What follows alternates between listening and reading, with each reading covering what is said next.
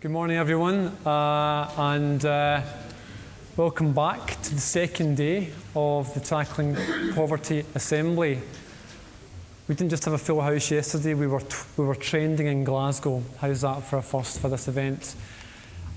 Quick show of hands, if I may. Anyone who's here today for the first time with the Assembly?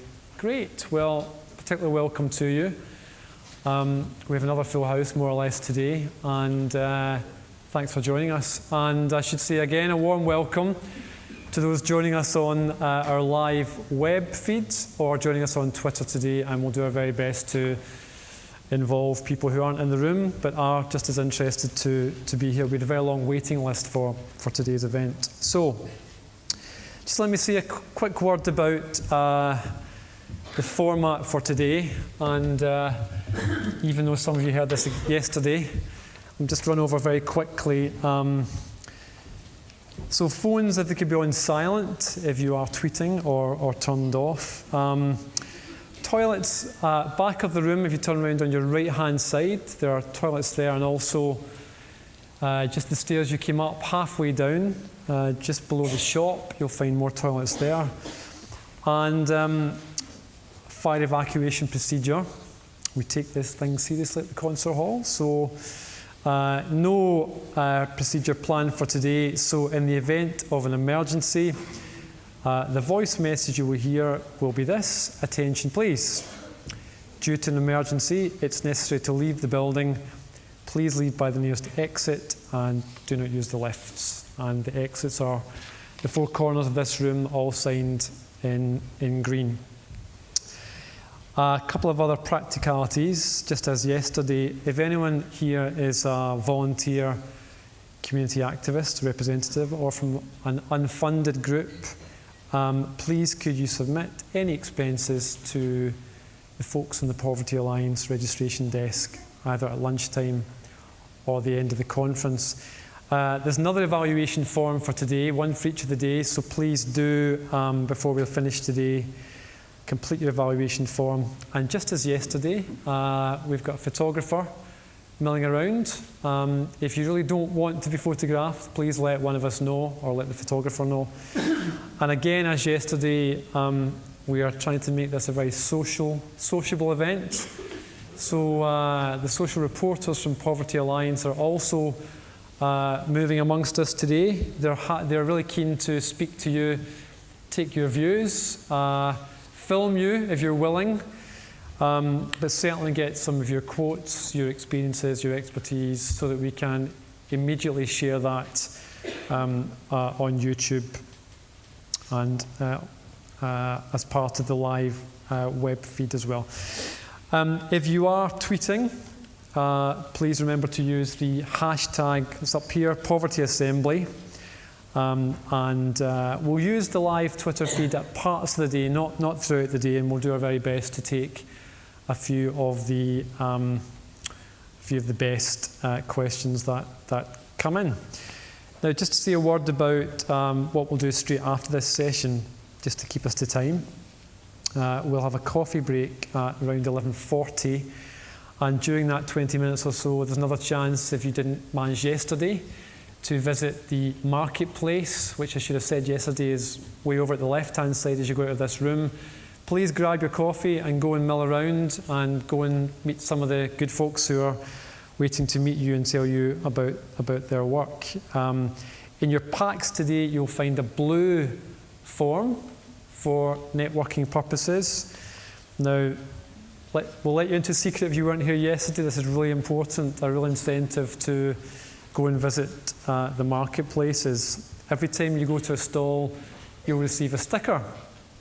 And if you manage to fill your sheet, our panelists can do this as well if you can stick around for coffee, you'll be entered into a prize draw. Now, hold your breath. Prizes are either a signed copy of Owen Jones' book, Chavs, The Demonisation of the Working Class, or if it's your preference, Philip Blond's book, titled Red Tory, or if neither of those are to your liking, there's a big old box of chocolates as well. So what more could you want from the Poverty Alliance? So please Please do fill in your blue networking forms if you can. Now, just a word on the agenda for today.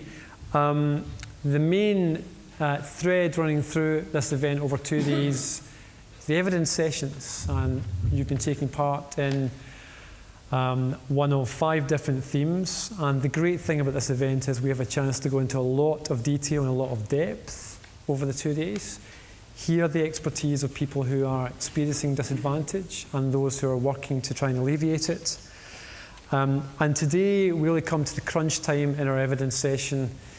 It's about, yes, capturing all the passion and concern and energy in the room, but trying to harness that towards identifying some actions that we can work on together.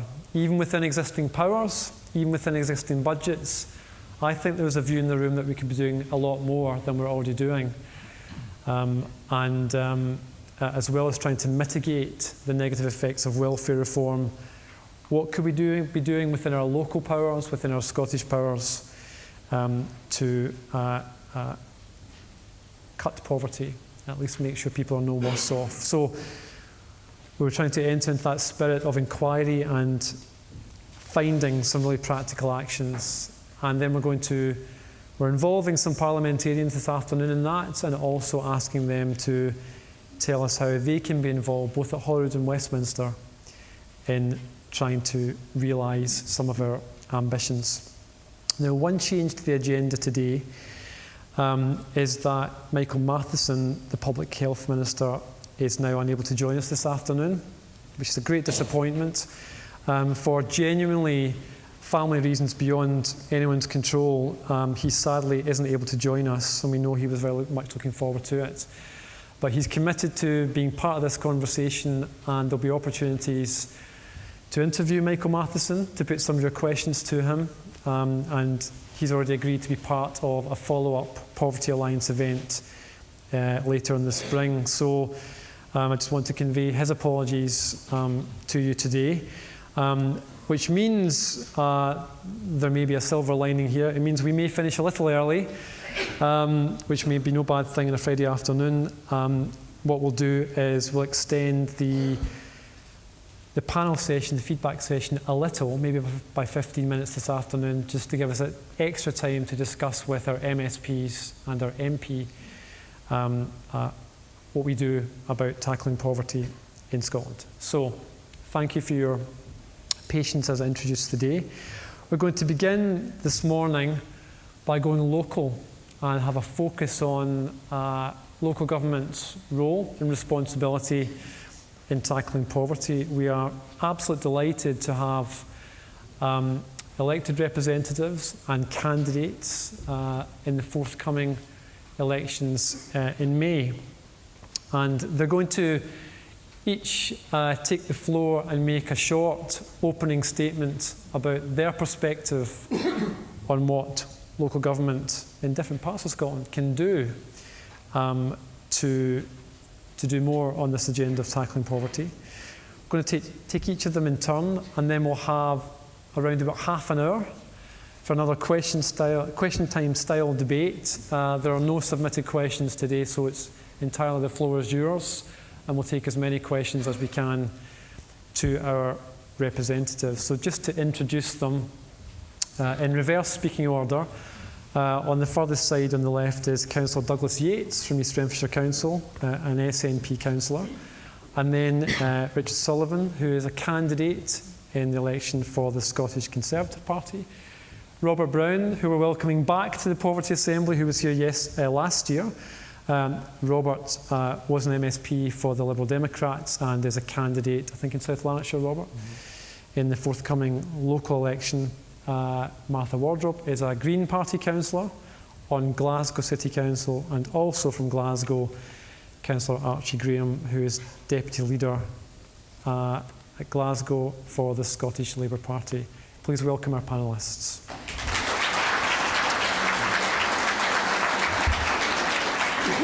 I'm going to ask Archie Graham to speak first. Thank you, Archie.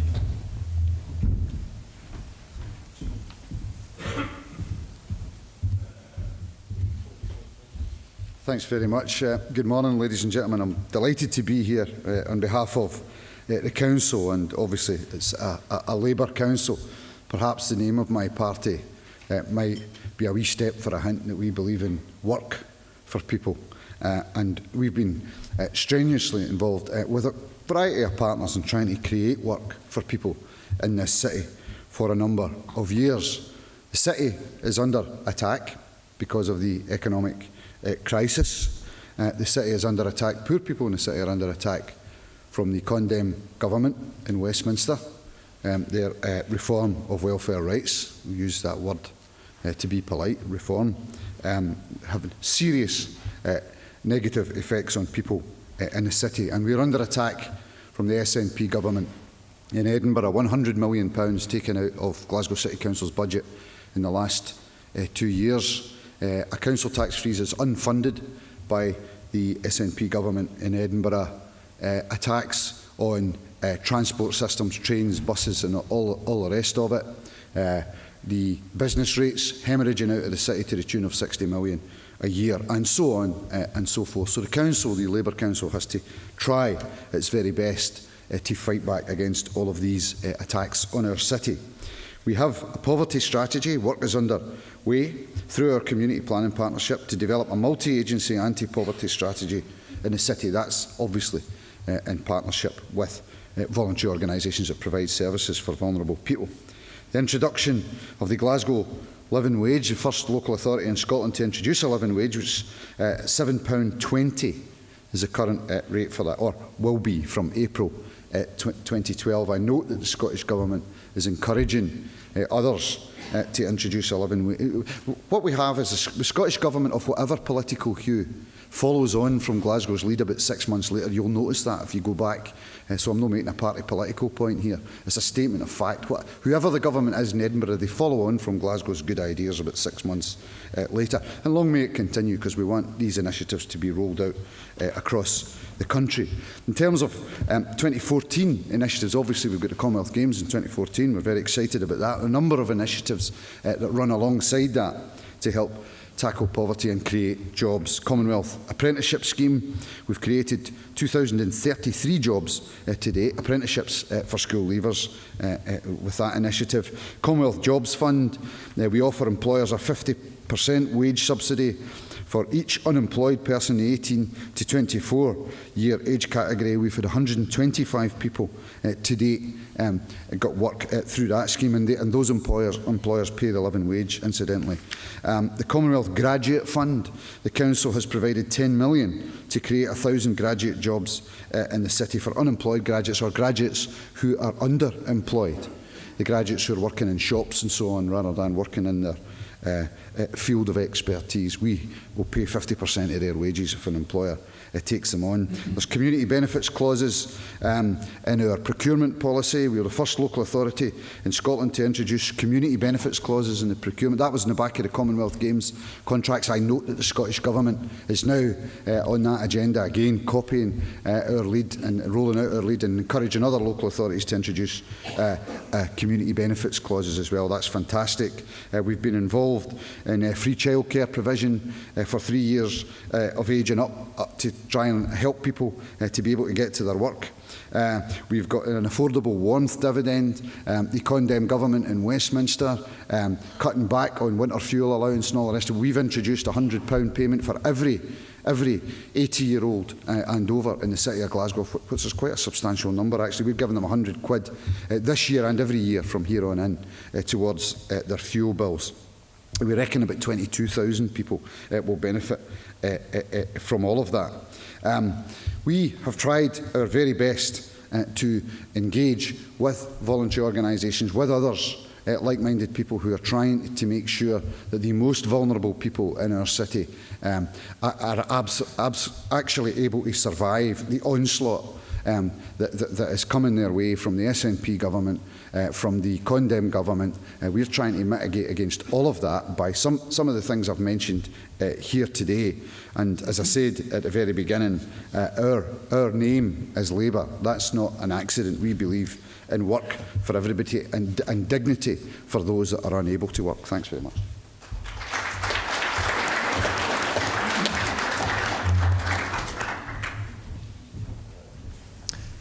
Thank Thank you, Archie. I'm now going to welcome Councillor Martha Wardrop from the Scottish Green Party in Glasgow.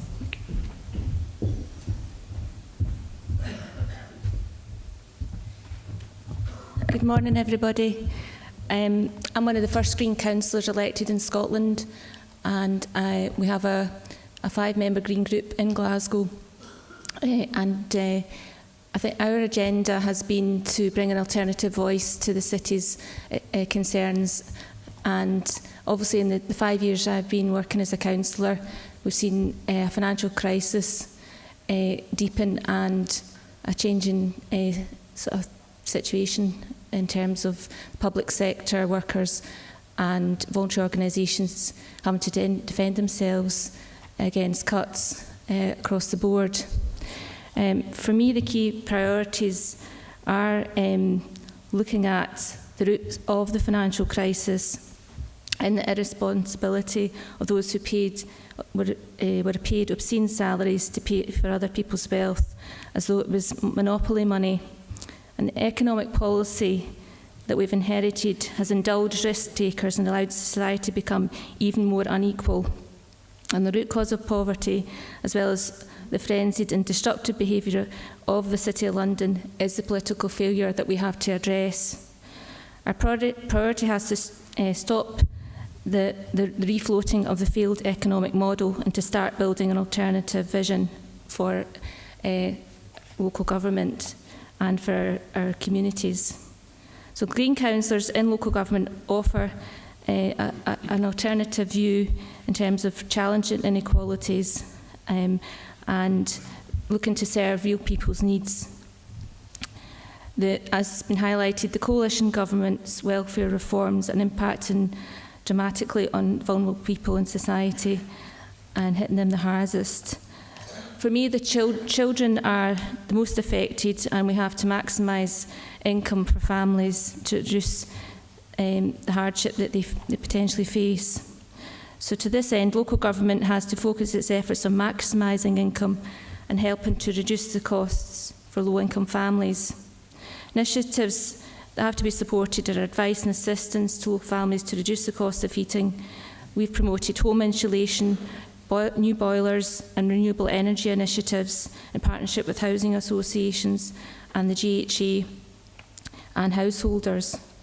We have to provide debt education services, working in partnership with welfare rights organisations and social work services. The young people are obviously facing increasing hardship and there is obviously increasing fears for a lost generation, and we need to make sure that there's debt and financial advice available to them. And also for people affected by health problems such as cancer, there have been strides taken in working with Macmillan and other voluntary organisations in this field to support vulnerable older people and their families.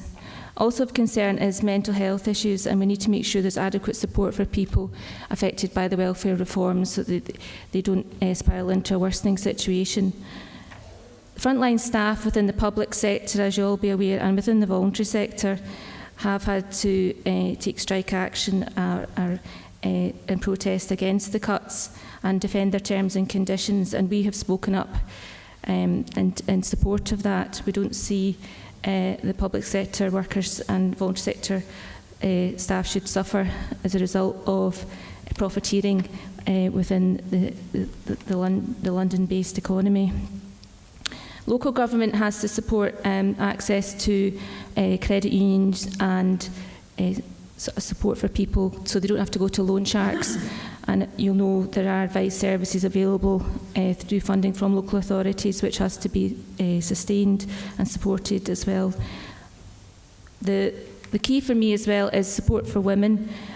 In the news, there's of the job unemployment figures rising, highlights that women are suffering most and losing employment, so that they are also mostly affected with the cuts to public sector, and the private sector is less likely to accommodate their care needs and provide flexible part-time working opportunities. compared to the public sector.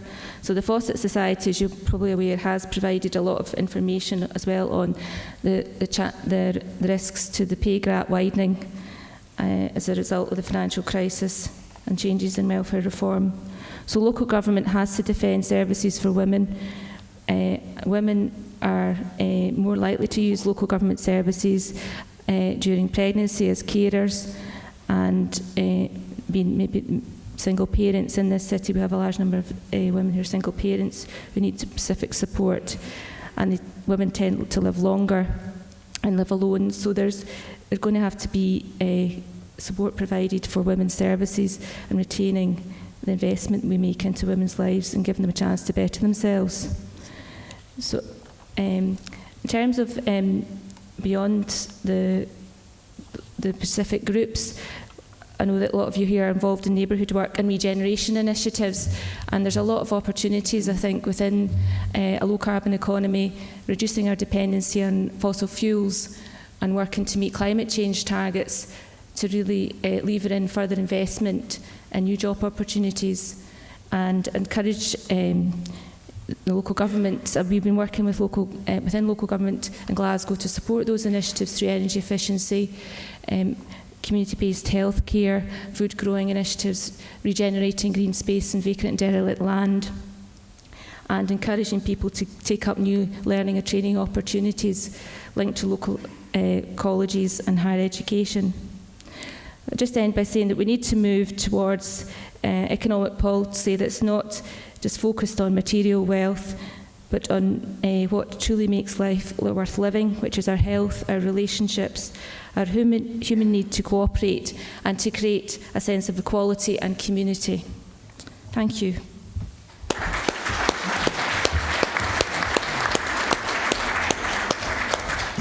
Thank you very much indeed, Martha. And it's now the turn of Richard Sullivan, who is a candidate for the Scottish Conservatives. Thank you, Richard.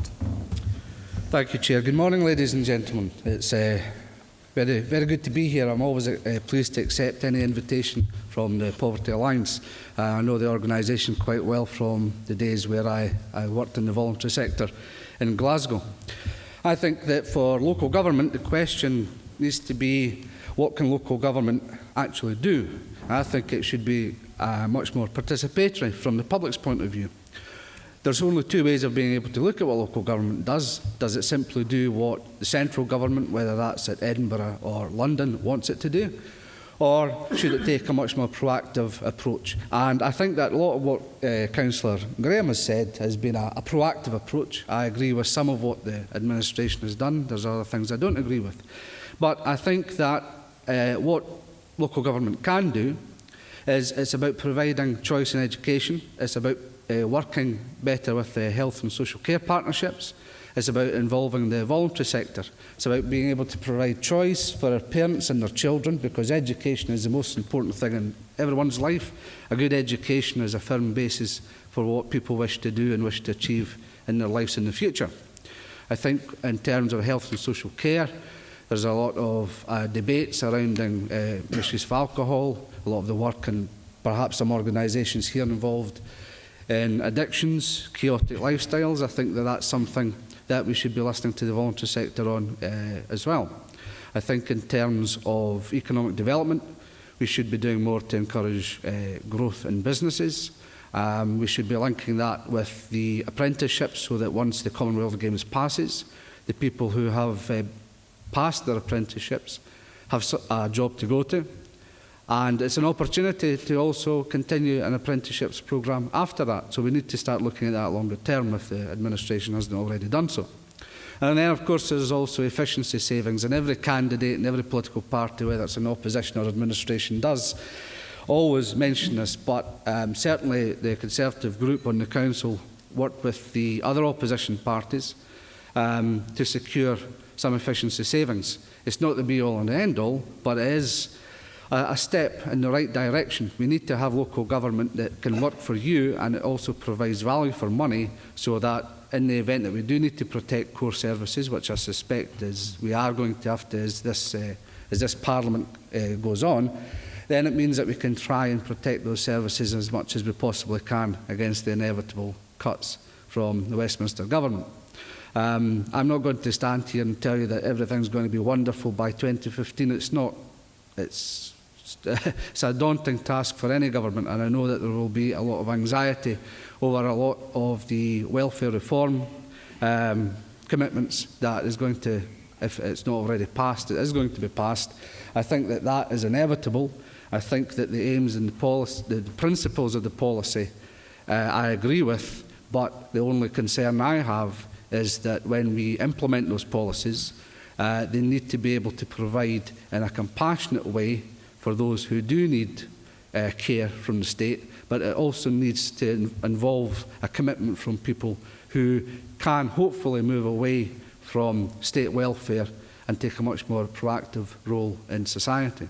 So it's really about what the council can do for the city, or whatever council it is, it can do for the people of that area, but it's also being able to encourage participation from the residents and also from the voluntary sector, because I think that the voluntary sector has a lot to offer. It has a lot of ideas, it has a lot of energy, it has an enthusiasm and dynamism that frankly sometimes politicians simply do not have. And I think that the best way to tackle a lot of the issues is being able to tap into that and being able to provide Glasgow, or wherever it is that you come from, with a brighter future than what it might appear to be at the moment. Thank you.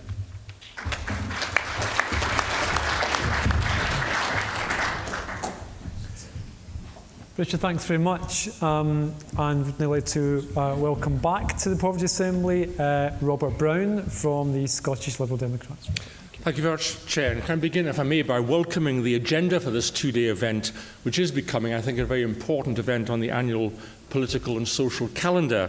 The themes and workshops that I've seen in the agenda seem to me to be very properly focused on both the national and international perspectives, and also on the key local initiatives for tackling poverty that give hope and opportunity to individuals. And I want to say a word, first of all, about how I view the overall strategy, because it seems to me that the whole question of going to the roots of poverty is really what this is about. And I think in your various ways and from the various organisations you represent, you, I think, have a much greater knowledge of this than many of the more superficial commentators on the issue. Now, firstly, there's a paradox at the heart of the debate. The economic wealth of the country, the technical ability to produce food, provide material goods, satisfy demand, is much, much greater than it was a century ago. And yet, as a society, we're not particularly happy, whether you measure this in terms of levels of anxiety and mental health problems, measures of addiction, measures of community cohesion, or for many, many people in life chances. Secondly, and linked to that, we have an increasingly unequal society. And whether that's marked by the obscenities of the excess top executive pay, which we've seen featured over recent months and years, particularly in the banks, or at the other end in the people and the communities which have in practice little access to either opportunity or indeed to aspiration. Because we do know from the disparate experience of Scandinavia, from Japan, from Canada, that more equal societies are in fact happier and perform better. And thirdly, there's no obvious link in much of this between effort and reward. Huge problems have been developing for a decade, not something that came in with the current coalition government, in young people getting jobs. And there's a sense that our lives are perhaps controlled much more than they should be by large and powerful institutions and forces over which we've got little control or influence. Now, at the national level, it's perhaps no secret that Liberal Democrats have been having a tricky time, I think, recently in government, whose national purpose, of course, is to put the national finances on a more sustainable basis after the 2008 crash. We'll come back to this later, but there's a number of very significant and sustainable things and very recognisable Liberal Democrat things which the coalition government have been doing to make things much fairer in the way that this whole enterprise is done. But the context of the question looks to the local scene, to the levers that local authorities and community organisations can have to tackle poverty. And I think it's helpful to those of us offering ourselves as council candidates to think about all of this. We believe in people power and empowering communities and shaping local solutions. And we should have in our sights, firstly, the substantial way in which we fail as a society children in the care system who have bad starts in life and for whom things often never get any better. And secondly, the community is fractured by addiction, by environmental degradation, and by economic dependency. I think, therefore, we should look at 4 main areas. Firstly, developing a supportive framework for profitable social enterprises, cooperatives and individual entrepreneurship. Secondly, the potential for community empowerment, and that's an issue which ranges at the bottom, if you like, from more provision of allotments and community gardens, through wider action initiatives by housing associations and other bodies, community rights over public land, to independent funding sources such as community wind turbines or recycling initiatives. Building capacity, thirdly, to support greater individual and family independence and resilience. And that includes childcare, where Scotland currently lags behind England, elderly care, education provision for children with additional support needs, on which our government, the coalition government in Scotland, did provide a very considerable boost a year or 2 back. Credit unions and some of the more positive initiatives, the hugely positive initiatives that have taken place, not least I have to say in Glasgow, on parental bonding. I think plain communication is very important. I rate that personally very highly, and also on support for the voluntary sector, which has been touched on. And fourthly, using the resources of councils and voluntary organisations to best effect, to provide pathways to employment for young people in particular, but also for disabled people. Let me finish my opening by giving a flavour of 1 or 2 of the things which I think are important. A very good example is the Royal Strathclyde Blindcraft, which developed on the back of Glasgow Building and Works asset base as the largest supported employment facility in Europe, but providing actually profitable employment for about 260 staff, largely blind and disabled people without subsidy. I would like to see each council making much more use of the EU Public Procurement Directive, Article 19, to reserve certain contracts for support of business organisations where that's necessary to provide opportunity for people with disablements. Councils could and should make full use of the facility provided by the government's youth contract programme, both themselves and encouragement to private business in the area. I talked about developing plain communication strategies for the area. I think that encompasses such things as access to public buildings and playing fields, play-led therapies, improved practice by playgroups and nurseries, and leading on to youth engagement projects and youth and sports club capacities as well. And finally, in this context, to deal with the larger than the European average, if you like, neat tail that Scotland has in terms of young people without successful educational experiences, without useful skills, and with reduced chances of decent employment and poor personal skills. Every local project that chips away at the numbers, that gives some young people a leg up, that builds community capacity, that improves the environment, that supports financial education, plays its part in reducing poverty and disadvantage, more so perhaps than many fine-sounding declarations of intent.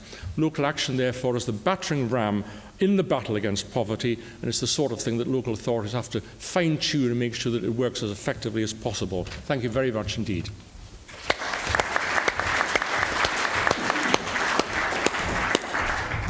Thank you, Robert. Now we're just about bang on time, so thanks to our speakers for sticking to their allotted time. And final speaker, to introduce to you Councillor Douglas Yates, SNP Councillor in East Renfrewshire. Thank you, Douglas. Thanks, Jim. Well, I'd like to thank the organisers at the outset for reminding us all, if that were needed, that our work to tackle poverty is far from finished. Indeed, I would argue that it will never be finished.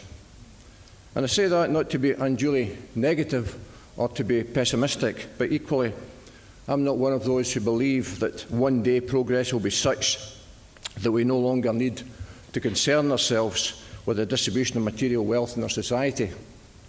To use a phrase coined in the political left, we need a permanent revolution.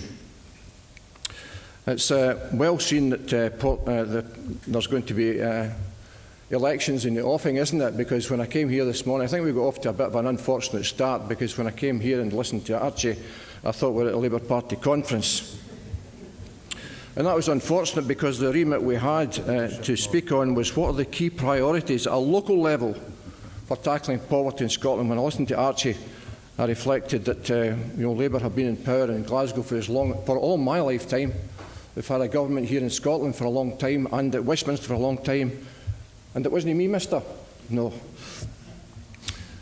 I sit in the Scottish Local Government Forum Against Poverty, and I see some of my colleagues here from that particular forum, and the challenges we face have been very well rehearsed over the last few days. Diminishing opportunities to find sustainable and meaningful employment is a major problem.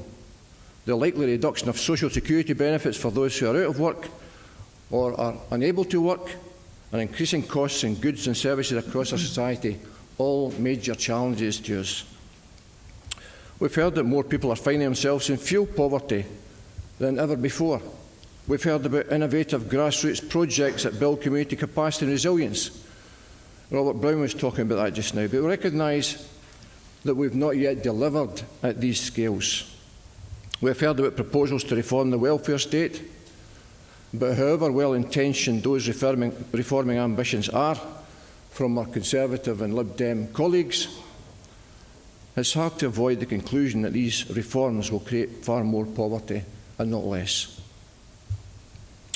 We've heard about the slow progress being made in tackling child poverty, and my own view is that this partly relates to the themes I've just mentioned.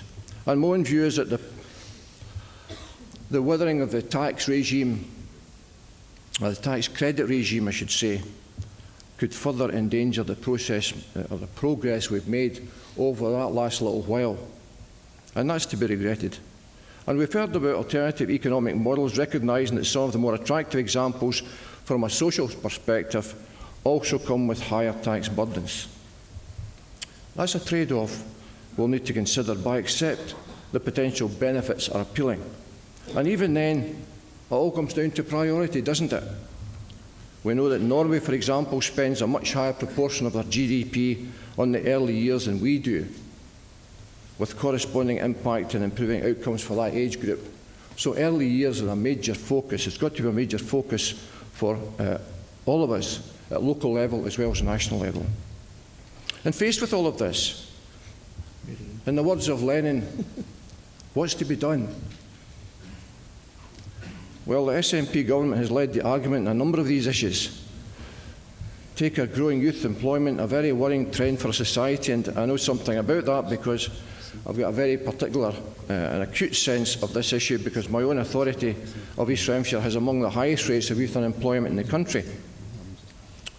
And my argument is that this will involve a national solution as well as a local solution. We all have to play a part in this. At national level, the government has created a new ministerial portfolio. You'll remember that in December, the First Minister appointed Angela Constance to deal specifically with this particular issue and to concentrate all our efforts and talents on trying to do what they can to get better outcomes for our youth. But at a local level, I think that the proposed reforms of the community planning system have the potential to make a difference here. For too long in Scotland, our various public bodies have marched to different tunes. We need to change that. We need to ensure that the total resource in the locality is used to best effect. And we need to develop partnerships that go beyond the statutory sectors, which can tap into the innovative work being undertaken at local levels. And when I say that we need local interventions, I mean truly local, at the neighbourhood level. That's where the improvement service evidence suggests poor outcomes are correlated. And that's where we need public agencies to come together with their voluntary sector partners to work with communities. The Christie Commission in some respects outlined the route we should take, empowering individuals and communities to make their own choices, to develop their own support mechanisms, to think not about their deficits, but about their assets, and to bring all of this together in order to improve well-being in our communities. So I don't know that there are any silver bullets when it comes to tackling poverty, but rather that will require a long-term, coordinated action across different jurisdictions and across spheres of government. That's the agenda I'm recommending. And at local level, what are we doing? Well, in East Renfrewshire, we have a number of initiatives we want to pursue, and we are pursuing. And some of them are alluded to by some of the other speakers here today. Fuel poverty is a major issue for us, and so we're looking at energy conservation, helping those most disadvantaged to obtain grants for loft insulation and so on and so forth. We do a lot of work with income maximisation. We encourage the use of credit unions. We have an early and effective intervention programme, free access to leisure centres and sports development activities for children and young people who are under social work supervision. We've got free breakfast provision for primaries 1 to 3 in schools within the most deprived areas. We've got wraparound concessions made for those in need. We've got study support. We do study support weekends. We've got Ardentini weekends, which are free to those in receipt of free school meals. And we subsidise outdoor education for those children who are in receipt of free school meals. We encourage the use of an all-access leisure card for those youngsters, again, who are in that poverty situation.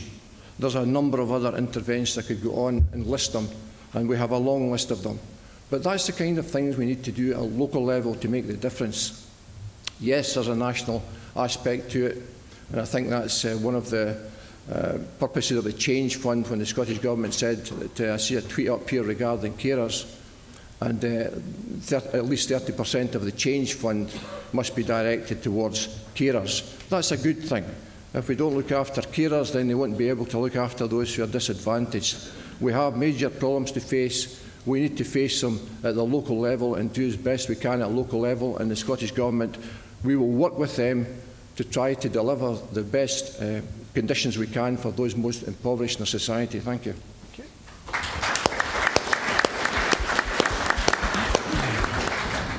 Douglas, thank you, and to all our speakers.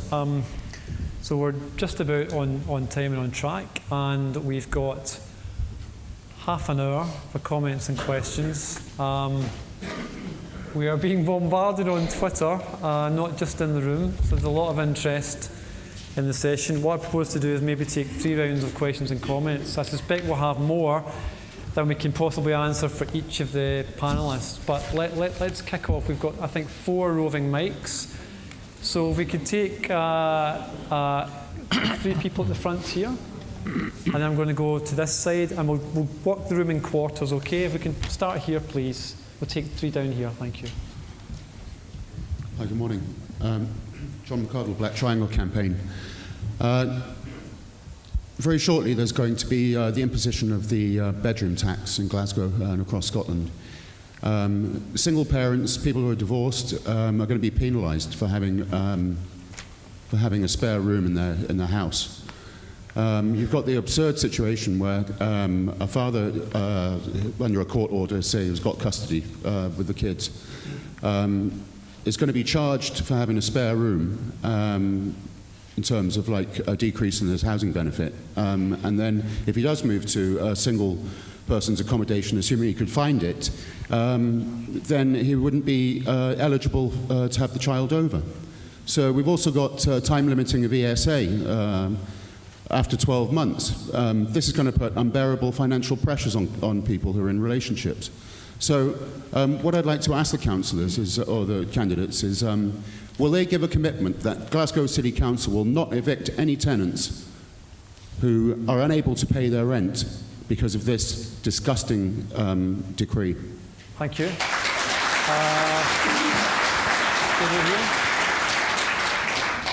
There was, I think, a lady at this table, was there?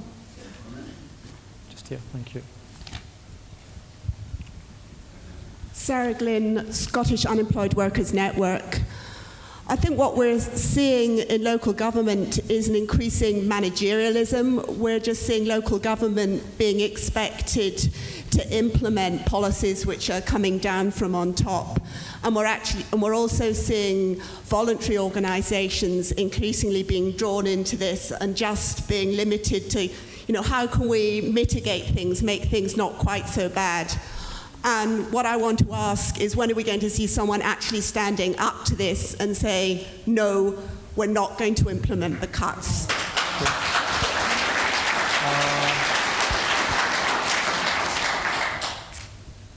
Briefly, if you will, please. Thank you. Yes. Couple of brief points. One, nobody seemed to really grasp education and the importance of education, and the fact that a lot of our children leave school without literacy and numeracy. 23% of the people leave school without these qualifications, and I think this is a poverty of opportunity. And the other thing, which I think is really very important, is about fuel poverty. Nobody seems to have actually suggested that there's a very simple way of tackling fuel poverty is to go round the houses and deal with simple things like blocking off drafts, making heating systems more efficient, at minimal cost and great benefit to the people. There seems to be a lack of concentration here on poverty issues, and I think this is what has failed to come over as far as I'm concerned, and I think probably other people as well. Thank you. And the woman in red just behind you there. Thank you. Thank you. Thanks. Michelle McGarver, Roots to Work South. The panel have acknowledged the outstanding contribution that the voluntary sector can make in the agenda for tackling poverty. The panel have also acknowledged that this is a long-term approach that we need to adopt, that this will not happen in a very short space of time. Does the panel, however, acknowledge that as funding continues to be cut, the work that these organisations can contribute and what they can do, they're going to struggle to do that in the future? Does the panel also acknowledge that with funding being given out for such short spaces of time, 1 and 2 years at a time, the organisations will struggle to deliver over that long-term approach, that they can't adopt a kind of long-term strategy that we've acknowledged that we need? Thank you very much. Now, at the risk of bombarding you with lots and lots of points, I think we should carry on working our way around the room. So Maggie, any of your folks in the middle there? Thank you. Hi there, my name's Helen McGarv and I'm from Grant Hill Trust. And just going on the question about the man, I'm 60 and I'm a grandmother of 4 children, and I've got an extra room. I live myself, but I get my grandchildren every weekend. So what I don't understand is they're building new houses down in Carntine and Myerside Street for the I'm going to say the elderly, over 50s, and they're giving them an extra room when they're building this. I don't understand this. Okay. So, thank you. Thank you. And then the gentleman in the green T-shirt just in the middle there. Thank you. Thanks. John Livingston from the Public and Commercial Services Union. I actually work for the Department of Work and Pensions.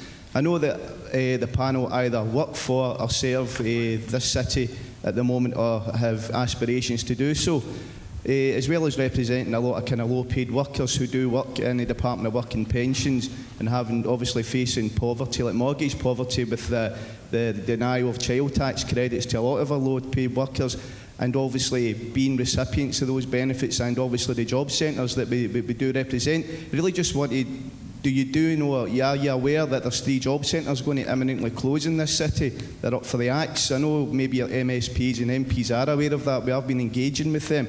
I just want to know what the panel's thoughts on 3 local vital services that the public need to go in and look for jobs, what your actual views are on the closure of these sites.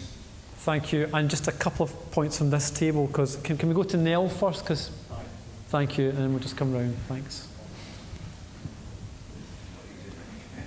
Nell McFadden, Chairperson of Inverclyde and Community Care Forums. I am one of your older people, as you can see, and I am very disappointed at the lack of the word pensioner or elderly being spoken at this conference, which has been going for 2 days. I'm very disappointed in the way that the elderly seem to be getting brushed aside.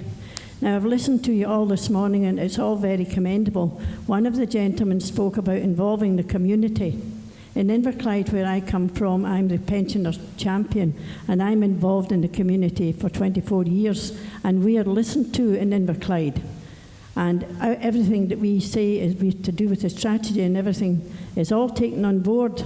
But what's worrying me is, for the last 3 years, the pensioners in Britain, in Scotland I should say, have been fighting to try and get a pensioners' parliament in Scotland. I know this is slightly different to what your questions are today, but I need to get it in.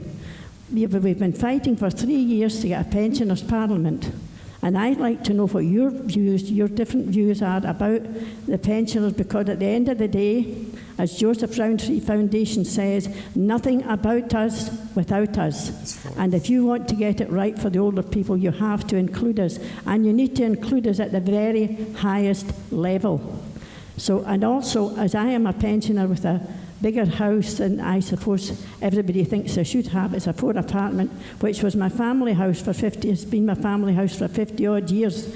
If they try and to penalise me for staying in my own family house, they'll take me to jail, because that's where I will go before I pay any money.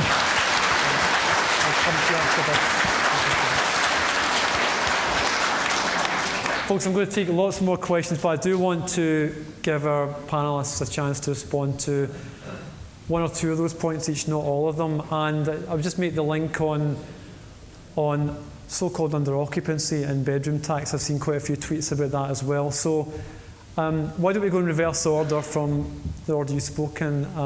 Douglas, do you want to kick off with any of those points to respond to, please? Well, let me take May's point. I have met May before. I have to say down at Inverclyde, where she was running some of her excellent tea dances, which she does regularly. Yeah, she's at a very good point there. You know, we look at the percentage of older people in their communities, and older people have a significant percentage. And why should they not be represented? Why should they be sidelined? You know, one of the things I was very keen to do, and I did personally, was start up a University of Third Age organisation within one local authority, because I realised there was tremendous talents and skills within the retired population. And May has demonstrates that very aptly down at Inverclyde, but we've got that everywhere, and we should be tapping into that experience and expertise. She's asking me to interrupt, just say it's Nell, but the point's well made. Nell, that's right. Nell. Nell. I'm getting older now.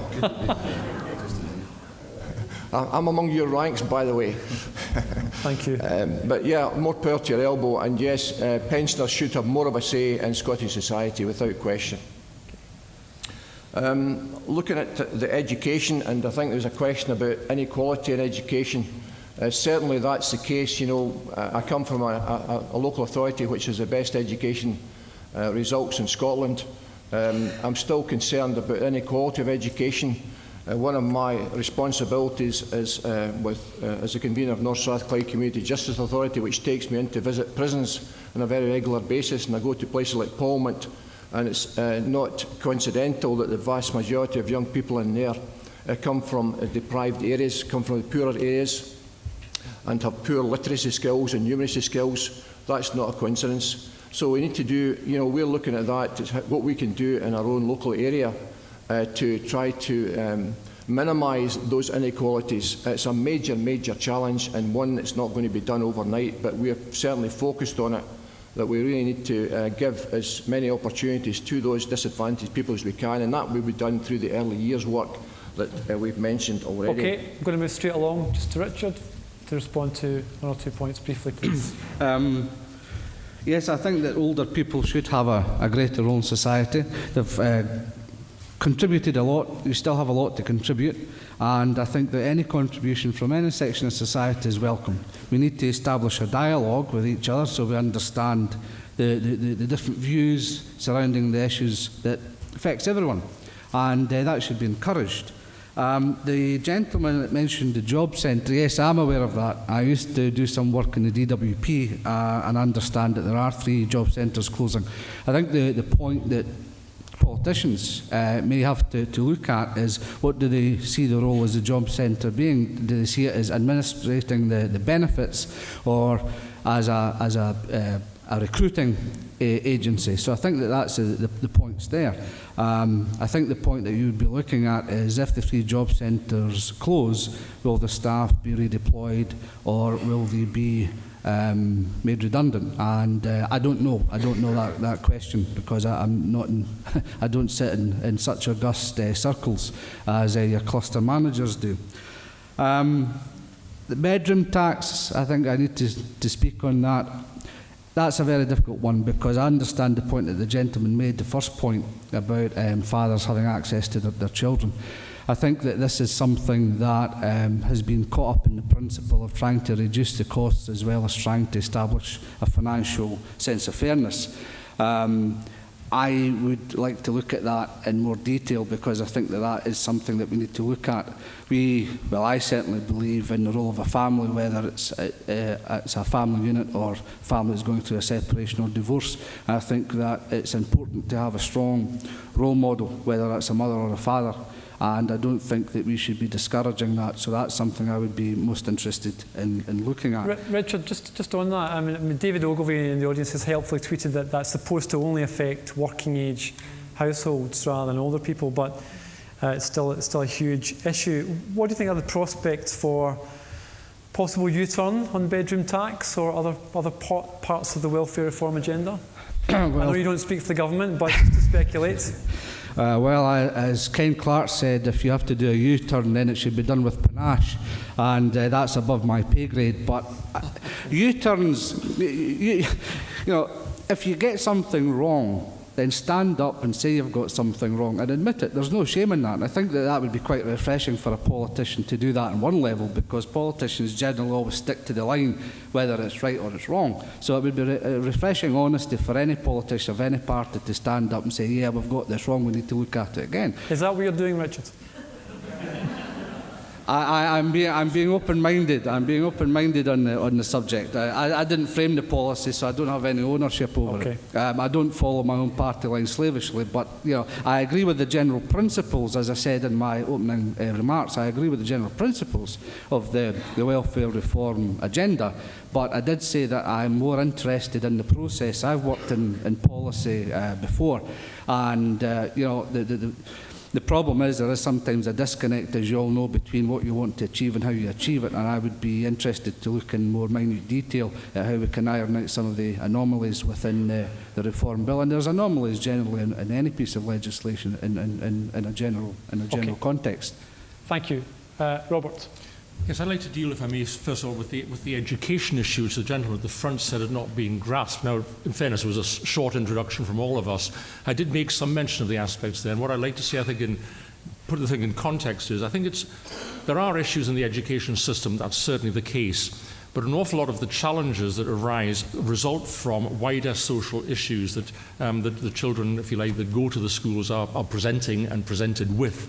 And I think an awful lot of the work, I think somebody, Douglas, I think, talked about early years work and all that, an awful lot of the work has to be in the surrounding environment. You know, what you do with young babies, what you do with children as they develop. I mentioned earlier on, I was very keen on the whole idea of play and communication as being a powerful tool, if you like, in this particular connection. Quite a lot of good work's been done to try and develop that. There has also been quite a lot of work to focus on the children in schools who've got additional support needs of various kinds. Now, these are children with autism, children with dyslexic problems, children with behavioural problems, a whole series of different sorts of issues that arise there. A good bit of money was put into the system a year or two back when my party was in the Scottish government. It's been disappointing to see that across a number of different local authorities, that effort that went in with the 2004 Act has begun to dissipate. You know, the funding has kind of dried up, if you like. The emphasis on that particular aspect, I think, has died away a bit. I think it does need, at council level and government level, a considerably greater impetus on that particular matter. In terms of fuel poverty, I think, again, to the point the gentleman raised at the front, there has actually been quite a lot of work done on that. I mean, Heatwise, for example, was established in Glasgow with this very thing in mind. There's an enormous amount of good work over the years. The Scottish Government's central heating scheme and the associated things that have gone with that have also done a lot of good work. More certainly to be done, and I think it is a matter of, I think, proceeding on and accelerating on that particular draft. Finally, in terms of the voluntary sector, somebody talked about the funding cuts. There was a lady over at the back there, in terms of the need for, and it's an old chestnut, isn't it, for more sustainable, longer-term funding. Now, we did have a thing called the Local Authority Voluntary Sector Compacts a while back.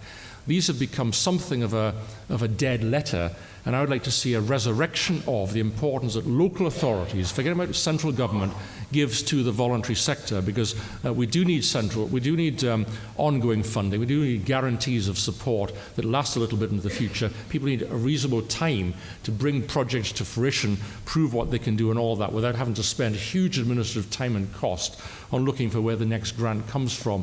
And linked to that, there is the issue, I think, of trying to widen the funding basis that I talked about before as well. That's probably sufficient on those issues. I don't know if there's anything else you want me to deal with. Thank you. Martha? Sorry. I'd just like to join up the lady from the Unemployed Workers Centre and the proposed cuts to 3 job centres. I think it signals to me that there's a lack of thought about the needs of unemployed people in the city by the coalition government, and they aren't taking on board the fact that people do need this access to support and advice workers, and certainly there needs to be a stance made to prevent closure of support services for unemployed people, when we have seen in the last 3 months 6,000 more unemployed people in Scotland. And in terms of the voluntary sector, my background is in the voluntary sector. I'm familiar with efforts being made to try and sustain 3-year funding. And I think nationally that has been developed, and the compact agreements, my understanding is they're still in place, and there really has to be pressure brought to bear by your voluntary sector representatives on local authorities to get them to stick to those compact agreements. And certainly I've spoken up on numerous occasions to try to ensure that the voluntary sector does access support and financial support, and I certainly know in my experience the Council has tried to defend voluntary sector funding. We have been in a difficult position with the lottery funds diverted to the Olympic Games, and I know a lot of projects rely on lottery funding, and we've, hopefully beyond the Olympic Games we'll see more funding coming through for Scotland and for Glasgow. The charitable trust sector, I think, is an important partner, and I would encourage you to attend surgeries and speak to charitable trusts representatives. There is a funding forum where they all meet and they come up with a funding strategy, and they have consulted on that over the years, is my understanding, so that you've all, if you have had an opportunity to feed in ideas to charitable trusts and what you think the priorities are for them. We are living in a contract culture, and the managerialism, certainly through procurement regulations, it has been changing the shape of services, and it is, I thought, a lot more around tendering for services, and block grants are being reviewed. And certainly I've been trying to speak in defence of block grants. Voluntary organisations do need an annual guaranteed income to sustain the staff employment, sustain their volunteers, and to make sure their services do meet the needs of the groups they're set up to support. Particularly in the harsh economic climate we have, I've certainly be defending voluntary sector services in everything that I do, as best my ability. Thank you. Sorry, Martha, I'm going to move on to Archie, just in the interest of time. Thank you. Sorry, thanks very much. I'll pick out one or two of the questions that were asked. The bedroom tax one, yeah, I've got a bit of a briefing note on that. Reduction in benefit, we guesstimate in the city that will cost about £12 million that measure, and it will affect around 22,000 housing benefit claimants in Glasgow. We're not at the stage yet of knowing absolutely what the impact of that is going to be, but we're certainly monitoring the situation. Council on its own doesn't have housing now, other than sheltered housing and so on. It's mostly housing association or private sector housing that exists in the city, but we would certainly be pressing in answer to the question that was asked to ensure that there aren't any evictions as a result of this. And it is a retrograde step. You're absolutely correct. We're monitoring the situation. It's going to affect a lot of people. We don't know quite exactly how it's going to pan out at this particular stage.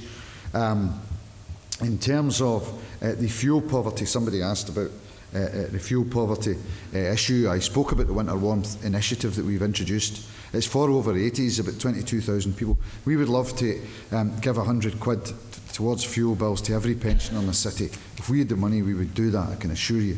We don't have the resources at this minute in time to do it, but we are committed to continuing to pay that to the very vulnerable people who are over 80 for the foreseeable future. We are also intending, if we are the administration after May, to introduce a One Glasgow fund, and we would use money saved in revenue costs from things like wind farms being introduced in the city. We would use money saved from that to insulate elderly people's houses. We would put new heating systems on and so forth. Don't have a lot of detail about that just now, but that's certainly our intention at the moment. That will be in our manifesto, some detail about that.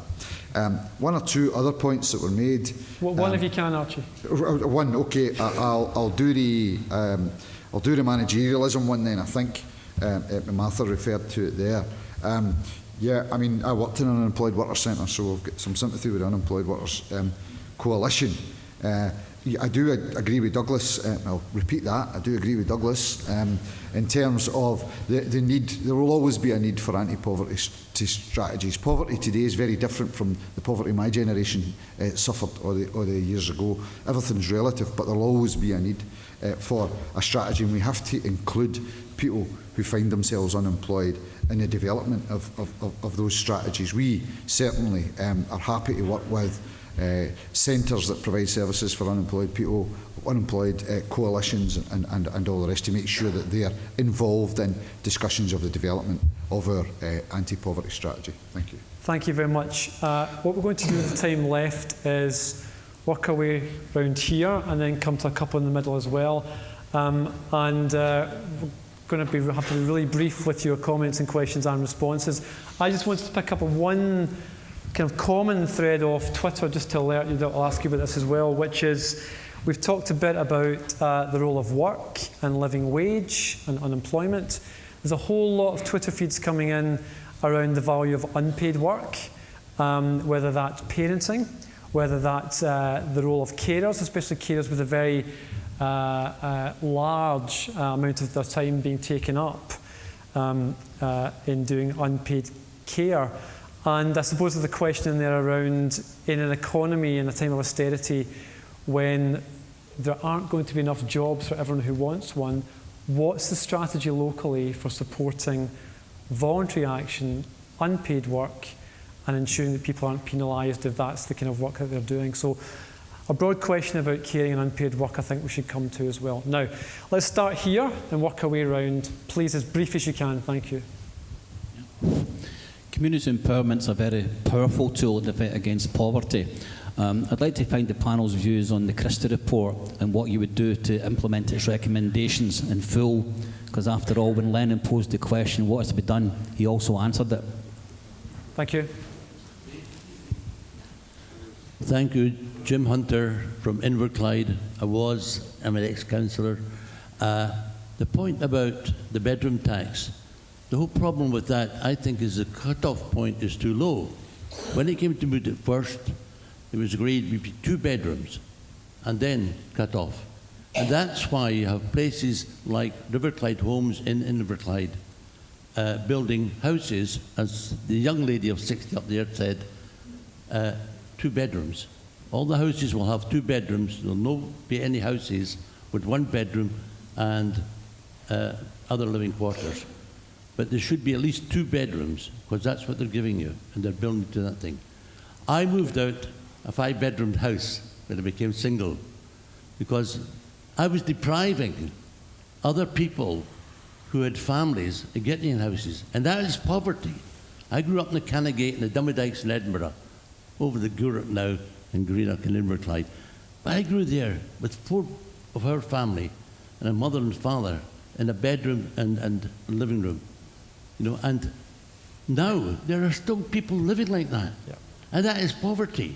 And if we can help the poverty by older people moving in, I've moved into sheltered housing, a single end. But we're under pressure now, because they're taking away our wardens. They're not giving us enough money to have the warden service. It has been cut from the 24-hour service we have to 8-hour service. Now the 8-hour service is going. And the people there are from, as you were saying, 75 up to 100. Thank we you. have So, no support. so our question there really about partly about downsizing, but also about making sure the right kind of support is in place. That is what we need. In sheltered housing to make it work. This is my first time at your conference. I didn't have to come because when you've got a champion like Nell, you don't have to be there. Okay, so moving from the Inverclyde corner of the room, can we go straight to the back, Robin? Any women's voices at the back of the hall today? Thank you. Hi, I work for a community centre. I run a money advice project, I run a child safety unit, a cafe that's run by volunteers. I would like to, I listened to everybody speaking earlier when they were up at the podium, and I've been involved in this type of work for 20 years, and honestly, it's nothing I've not heard before. There was no substance to any of it. It's just the normal, and I'm not putting you doing because you're just people, but it's normal, the blah, blah, blah, right? What I want to ken is appeals, right? We're getting, the welfare reform, bedroom taxes, hard to find jobs, young people living chaotic lifestyles, mental health problems. What I ken where we're at. Lots and lots and lots of problems, right? What I would like to ken is, why can't the parties, why can't I use up there, right? Why don't you take a look at your own houses first and say to yourself, say your parties, I've been a member of the Labour Party, I've been a member of the SNP, I've tried everything, right? Somebody that wanted to change something, I thought, I'll give these things a go, right? So, and that's what people are saying, oh, it's good, we could get people, community involvement, this and that. I'm not sure that's really where a lot of the parties are, because see, when you join these things and you go along to these things, you're not made welcome. You go along full of bright ideas and we could do this and this is the problems. No. You've not got the experience. You didn't understand how it works. So just behave. Just settle down back in your box. I think it's time you looked at your own parties and you looked at what's sitting around these tables at your group meetings, and you really made an effort to get more people involved, right? Because if you get more younger people involved and a more diversity of people involved and open that door properly to let people in, you might actually start getting people sitting around at your group meetings with some innovative ideas that could really start to make some changes. So I suppose my question is, if I've got to ask a question, my question is, what's going to happen about the appeals situation? Because everybody's getting cut off. DLA, ESA, GSA, we didn't have enough appeals representation. What's happening? And is that a big issue for you? And what's everybody going to do something about it? Okay.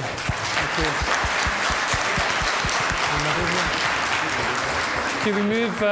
Is the lady just with the purple cardigan? Thank you. We have time for 2 or 3 more questions, if you're really brief. Thank you. Morning. I'd like to address Robert Brown, please, on something he said earlier about this. It's quite commendable you've opened this building for disabled people to learn them to work and such things. Quite recently I read that something has been length and breadth of this country for disabled, blind and deaf people, where they were in work and they were very proud to be in work. It was called Remploy. That's closed, so why are you opening up another one in Glasgow? You're going to do that all over the country for these thousands of people that can't work anymore. Okay. Thank you. Thank you. Maureen Drennan, Poverty Alliance community activist, back in North Ayrshire over the last 5 years through no fault of my own. I'm going to follow both the other women, the woman that spoke there and the woman actually after me, and I'm just sitting listening to everything. I've been coming to all the poverty conferences. I want to ask the politicians, I wouldn't vote for any of these actually. I wouldn't think me. I want to ask the politicians on the stage, I want to ask the politicians this afternoon. I had one actually, I wouldn't let out the door, actually said, couldn't do anything in the Scottish Parliament, he didn't have the power. But I want to ask the parliamentarians actually in Scottish Parliament, Westminster and everything else, when do people actually matter? You see, that's the bottom line actually, it's all rot. When do people actually matter? Ask any person alive today in the universe, what is the most important thing for any person is their health. You can have no money, no house, no anything, but you could have your good health. And I'm ashamed and disgusted at men and women, good men and women that do nothing, and actually talking about bedroom taxes, the bloody lot of it. When do people matter, and why should people beg for the very basic necessities of life? A blooming house, Food in your belly, clean water. When is a house a home? And doesn't matter. I'm £67.50 a week actually, and I'm going into my pension actually. It's £67.50. Sitting in a house that's going to become a prison cell like thousands and millions of others across the UK. Look at yourselves and look at what you're doing in your job and getting paid. There's probably 300,000 or 200,000 on wages sitting in that table.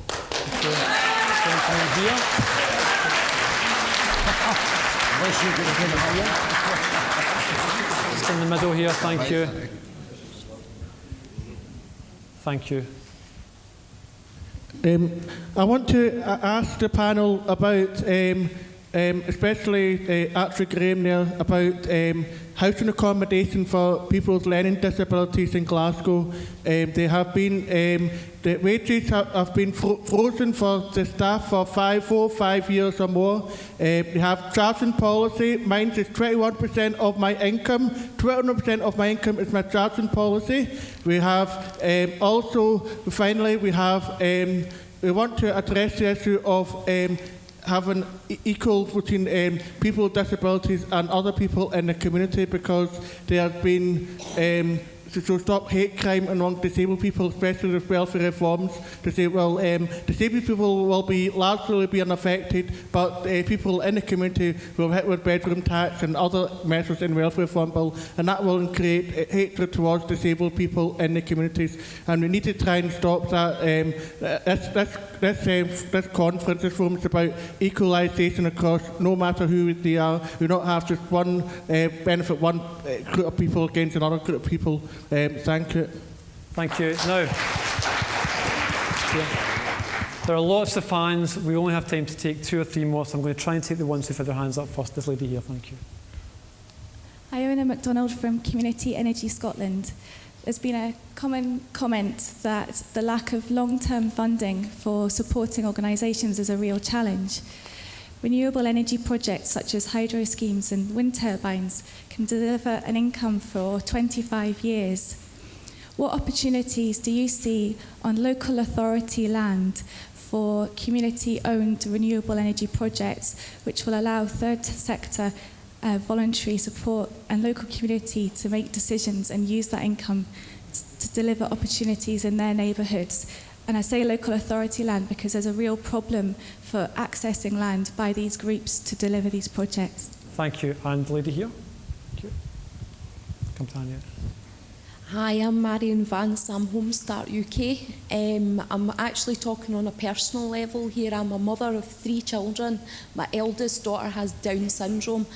Right now, I find it really, really difficult to think of any future for her, and I would welcome anything from the panel that can assure me that she's going to have a good life, that she can become a citizen of Scotland and be valued as a citizen of Scotland.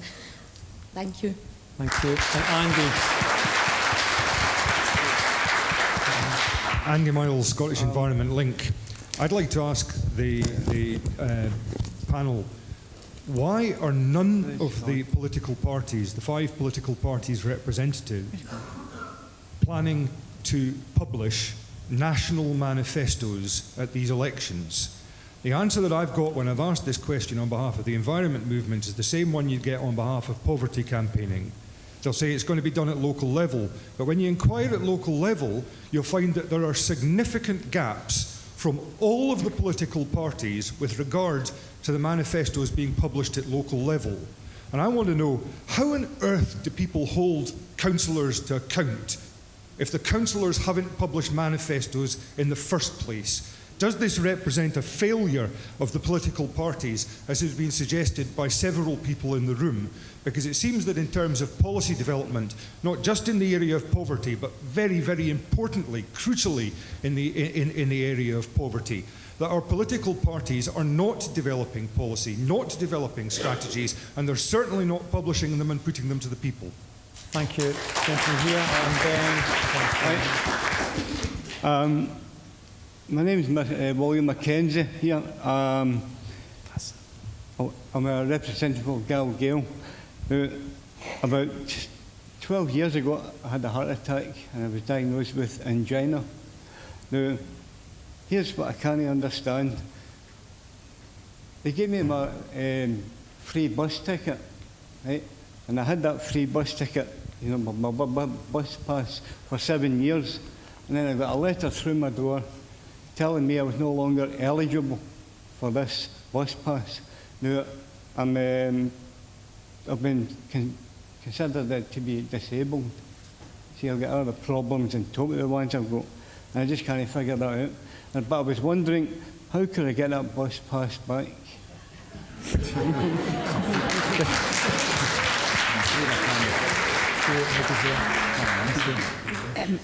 The final question is yours. My name's Lorna Kettles and I'm from the Scottish Women's Convention. It's just 2 quick points. Martha Wardrop was the only member of the panel to directly mention women, and I think it's very telling that there is only one woman on the panel. We can't stress enough the importance of a strong gender focus in any kind of effort to tackle poverty at local government, Scottish Government and UK Government level. And a lot of the things that the other panel members mentioned have an effect on women. There was a lot of talk about childcare, and I can't help but thinking that local authorities pay lip service to childcare by saying we give you free nursery provision for 3 to 5-year-olds. That's not the same as wraparound childcare. Women can't be expected to access education and employment and those benefit interviews that they're going to have to go to, and will be sanctioned if they don't attend without universal, affordable and accessible childcare. And also just to say, conversation's been very city-centred and no one's really mentioned rural poverty. Spoken about fuel poverty, and that is absolutely acute in rural areas of Scotland. The fuel prices are crippling families in rural Scotland, and that doesn't seem to be on the agenda. And while I understand that points are sort of valid throughout the country, there are certain things in rural Scotland that are an awful lot worse than they are in urban areas. Thank you very much. You've given our panel a pretty impossible task of responding to all of those questions, and we've also eaten well into the time that we had allocated, but I think it was so important to hear the range of perspectives, and so I'm going to ask you if you could pick just one point to respond to, and as briefly as you can, please. Let's start with Archie. Thank you. Okay, just very, very briefly before I do, because I want to speak about that community-owned assets. We were kidding, or I was kidding with Martha when she came up here. I said, thank God to see you, Martha, because take a bad look off of all the white men who are sitting up here. I'm always glad to see Martha, by the way, but I was particularly glad to see her today. And obviously she spoke very eloquently about the effect on women in particular. But poverty is a very, very valid and good point that's well made. In terms of community, I think this is a very, very important issue, not just about land, but about buildings. I said before, we've had 100 million taken out of our budget by the Scottish Government over the last 2 years. The council tax we're not allowed to put up, it's unfunded. There's real pressure on, it's not just Glasgow, all local authorities, East Renfrewshire and everywhere else, real pressure on local authorities in terms of being able to deliver the services that people have come to expect. And people's expectations are that they should get the same services they got 5 years ago, even though we've got £100 million less. That's what people's expectations is. So we need to get cleverer. We need to look at delivering services in different ways. And what better way than empowering local communities to deliver, in partnership with local authorities, services for themselves. And that may well involve the transfer of land and buildings. We've already started this in terms of our community asset transfer policy in Glasgow. Transfer buildings to communities to run. We'll help them, of course, and provide support in kind and all the rest of it. And that drills down to a much more local level empowerment. We've got the SNP government in Edinburgh seeking to suck up powers from local government, and they're not the only ones. Most governments do that, suck up powers up the way rather than devolve them down the way. So why don't we try and devolve them down even further from local authority level right down to community level? We've already begun that process, and we hope to roll that out over the next months and years. Thank you. And Martha? In terms of manifesto, there is to be a national charter for these local government elections from the Scottish Greens. In terms of supporting people's health, and there are a lot of people not registered to vote, who don't vote, who are completely turned off by politicians, I would say there are you can stand yourself. There are opportunities to get involved and lobby and speak out and challenge as you've done today. I think there is a lot of people being put off getting involved, but it's more important than ever because we have to defend public services and actually support local communities in actually tackling poverty. If you believe that's crucial and needs to be an ongoing process, and you need to get involved and you have to influence politicians and start to believe in some of them. I got involved through that process, and I think everyone else here probably got involved because of a campaign that they believed in. So I would encourage you not to step back and get involved more from onward from today. The health services and access to support for people with disabilities, local government has to work in partnership with the health service, and we rely on funding through community healthcare partnerships. And we need to work together and more effectively to do that. And I'm certainly committed through my background in public health promotion to support families with children with disabilities and for supporting people living independently and accessing the home support services that they need. So I would encourage you all to get involved in voluntary organisations, parents groups, children's organisations, and speak out and get involved in the local election campaigning. Thank you. Yes, first of all, can I say that I think Andy Miles' point is well taken, but I suspect it's actually linked with the increasing centralisation that's taking place and the removal of powers from local authorities over the recent past, because the scope that there has been because of that for different initiatives has been that much reduced. Having said that, I think the position is patchy across the country, and I think different parties in different areas will or will not be producing local manifestos, I think, according to their own situation. I certainly know of a number that are. The point I want to talk about as well was the community-owned renewable energy projects, which I think the lady rightly went on about. Now, I think that's actually a very considerable potential for building community-based enterprise, because it seems to me that it does provide a revenue stream. Quite often the revenue streams have been, taken in other ways and don't actually come out to local community groups. I was very interested in Archie Graham's comments about devolving more power to communities. That's certainly not been the feature of the way in which these things have operated in the past. And I think it's actually a very welcome change if that's what's happening in terms of the administration in Glasgow. But I do think actually the way forward is to do a good deal more of trying to empower local communities, to let them be involved in different organisational things, to have much more say and real control over powerful decisions at the local level. I remember about 4 or 5 years ago visiting a group of people in Postle Park whose houses were surrounded by the dereliction of demolished buildings and all of that over the years. And they wanted to do things in their local play park and the local sort of area there, but they weren't allowed by the council because there was development taking place at some unspecified point in the future. Now, we've got to do better than that sort of thing. There's got to be a much more dynamic relationship, a much more power-based relationship with local communities, because they, I think, are the missing ingredient which can make so much difference in terms of getting the decisions on all these sorts of issues much more right than what happening at the moment. Final point with regard to Mr Mackenzie's point about bus passes, there may be some detail involved on that. I do think you need to speak to one of us, perhaps in your own local area, about what the detail of it is and see if it can be taken forward. I don't know the detail of the point that he's making. Thank you. And Richard. I think one of the common themes through those questions was about representation. To briefly touch on the representation at a community level, talk about community assets. I was a community rep on Castlemilk Wind Park Trust, and it was a good proposal. It was going to be at Cathkin Bray. It would produce electricity and an income for Castlemilk, and the council then wanted the land for the Commonwealth Games. So I would like to see whichever form the next council takes, I would like to see the new administration put that back on the agenda after the Commonwealth Games, because I think it was a good scheme, environmentally friendly, community asset, strong community representation, community gets something back from it, and it involves a lot of people who may not otherwise have been involved in the community. As far as the party manifesto is concerned, my party is publishing a manifesto for the city, which I'm quite happy to send a link to the Poverty Alliance so it can distribute it to its members, if anyone is interested in reading that. All the candidates will have their own election addresses as well, in addition to that, which will probably focus more on local issues in the wards that they're standing. You should be able to, you should get one through the post. If not, then again, the contact details will be found on the website, and you can then contact the candidate directly.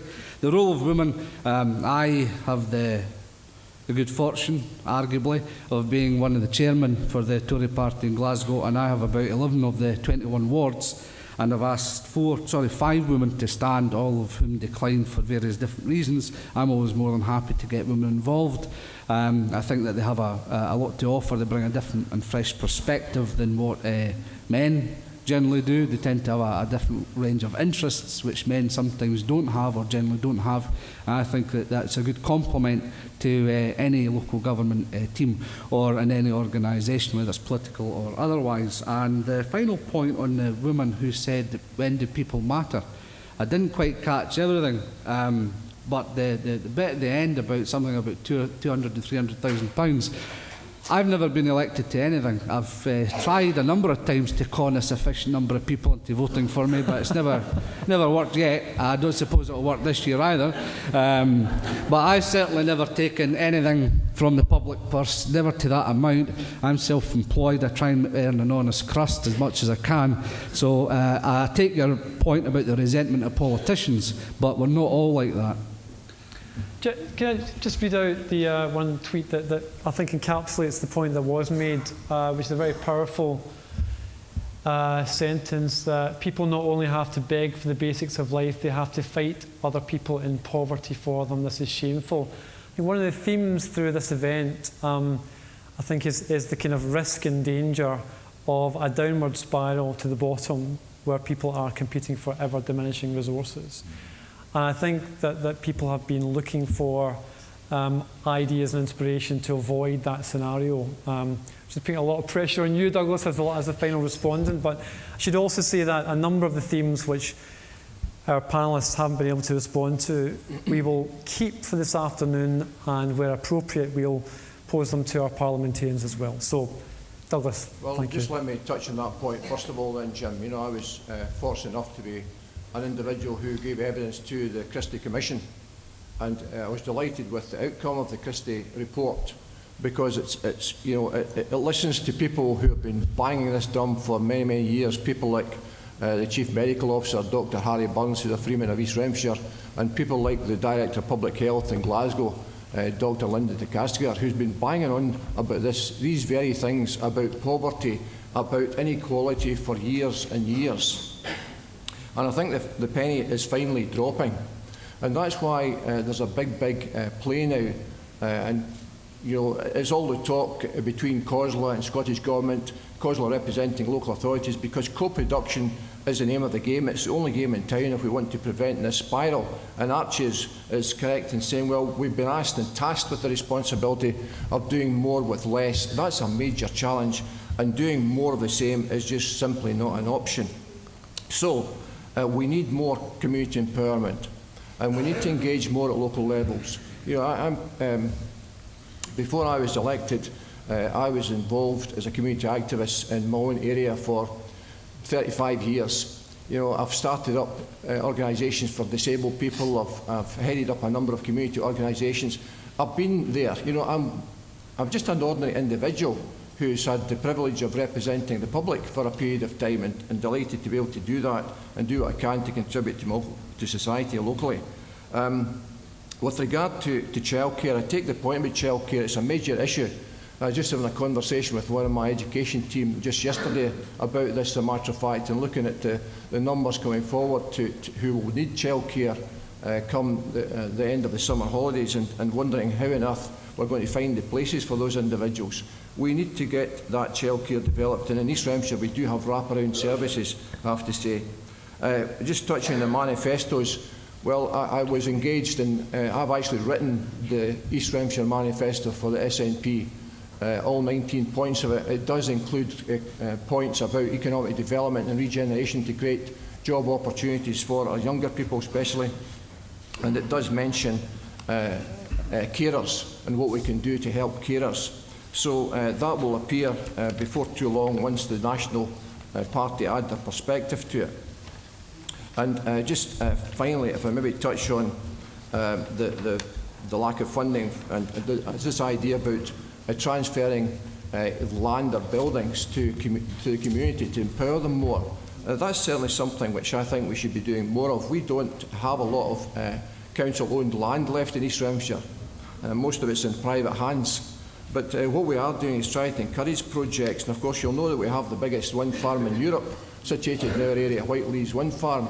And that gives community benefit because there's a contract agreed that there is community benefit spinning off into the Eaglesham area in particular and the wider community from that project. And there is a community project almost coming to fruition just now with respect of 3 turbines and maybe 4 turbines with Nielsen Development Trust, and that's very much a project which we as a council support, and we need to do as much of that as we possibly can, because that will give the windfall benefits into that community to empower that community to build the capacity they need. Thank you very much indeed. Please would you thank our panellists for joining us.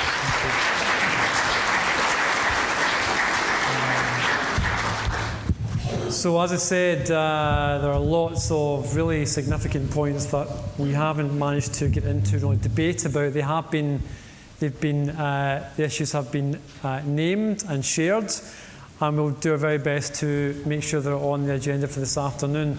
We've run way over, so I really do appreciate your patience and for staying with us and for your comments and questions.